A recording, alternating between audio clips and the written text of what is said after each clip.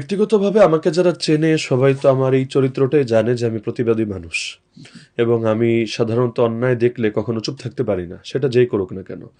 আমি এই নীতিতে বিশ্বাসী, অন্যায়ের ক্ষেত্রে কোনো আপোষ নেই। আমার বাবাও যদি ভুল করে আমি সেই ভুলের বিরুদ্ধে প্রতিবাদ করব।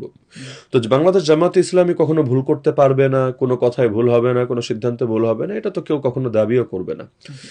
তো যেহেতু এখন আমি নিজেই সংগঠনের সাথে আছি, এখন তো আমার বলাটা সহজ।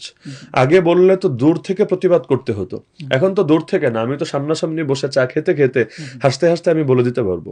তো আমার দিক থেকে আমি ইনশাআল্লাহ যতদিন আল্লাহ বাঁচিয়ে রেখেছেন এই নীতি মেনেই চলবো। যখনই আমি কোনো ভুল দেখব, অন্যায় দেখব, ত্রুটি দেখব, আমি সরাসরি দৃষ্টি আকর্ষণ করব।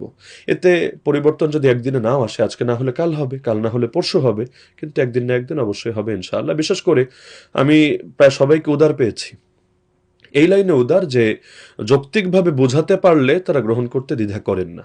তো এক্ষেত্রে আমি আশাবাদী যে ইনশাআল্লাহ আমি যদি দৃষ্টি আকর্ষণ করি অবশ্যই তারা গ্রহণ করবেন এবং একটা পরিবর্তন আসবে। ইতিমধ্যে দেখেছেন গঠনতন্ত্রটাই লাস্ট 2019 পর্যন্ত 22 বার সংশোধন হয়েছে। তো একটা দলের গঠনতন্ত্র 22 বার সংশোধন করে এটা প্রমাণ করে যে মাওলানা মওদুদী যে দস্তুর লিখে গিয়েছিলেন চাইলে তো এর উপরে থাকা যেত। 22 বার সংস্কার কেন?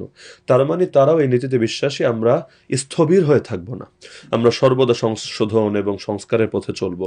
অধ্যাপক গোলাম আজমের একটা বই আছে ইকামতে দিন, তিনি সেখানে এটা বলে গিয়েছেন যে আমরা তো কোনো ভুলের উপর অটল থাকার লোক না।